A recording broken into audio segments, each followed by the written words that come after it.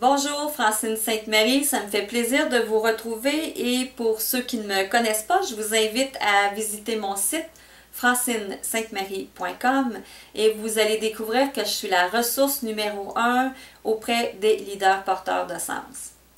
Je ne sais pas si vous le savez, mais depuis une dizaine d'années, à travers le monde, il y a plusieurs universités qui se sont réunies, y compris le HEC de Montréal, pour effectuer des sondages et des études en lien avec les affaires et la spiritualité.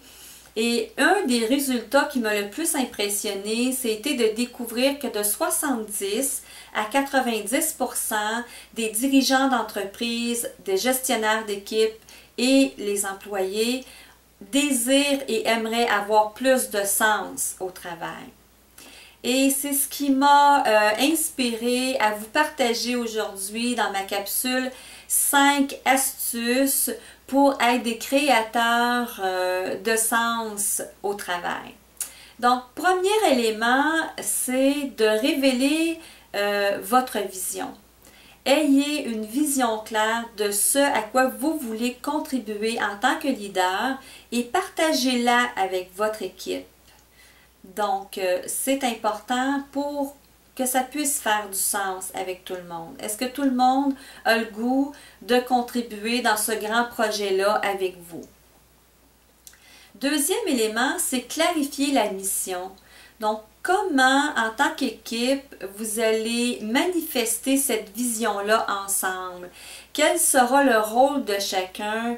En fait, la mission et la contribution de chacun dans cette grande aventure et dans ce travail important que vous faites ensemble.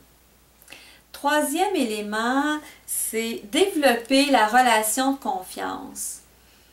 Ayez et accordez une confiance totale dans les membres de votre équipe et surtout, assurez-vous d'être modèle, c'est-à-dire que vos bottines suivent vos babines. Parce que sans cette relation de confiance, le sentiment d'appartenance ne peut pas se construire et c'est un élément important de sens au travail. Quatrième élément, manifestez votre reconnaissance. Il peut s'agir de reconnaissance d'une contribution spéciale au sein de l'équipe, comme il peut s'agir de la reconnaissance de quelqu'un, de sa valeur ajoutée à la dynamique relationnelle. Et cette reconnaissance, elle est importante parce que souvenez-vous que chaque être humain a ce besoin essentiel d'être reconnu. Reconnu non seulement pour sa contribution à l'ensemble, mais reconnu aussi en tant qu'individu personnellement, individuellement. Cinquième élément, donner et accepter de recevoir du feedback. D'autres appelleraient ça de la rétroaction. Et c'est une source importante d'apprentissage et d'amélioration continue pour chacun des membres de l'équipe, y compris vous.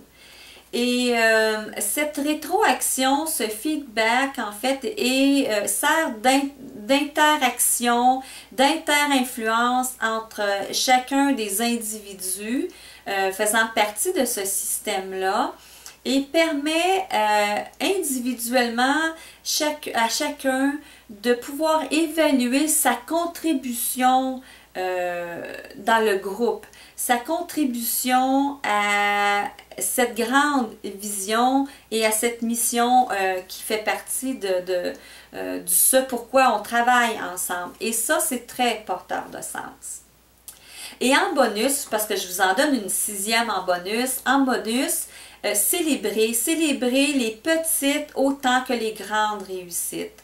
Et c'est une excellente façon de nourrir le sentiment d'appartenance, de faire grandir la cohésion à l'intérieur et à travers toute l'équipe et même de manifester, d'exprimer votre reconnaissance au moment de ces célébrations particulières. Alors, dites-vous qu'aujourd'hui, si vous voulez être un leader, porteur de sens, vous devez être créateur de sens au travail.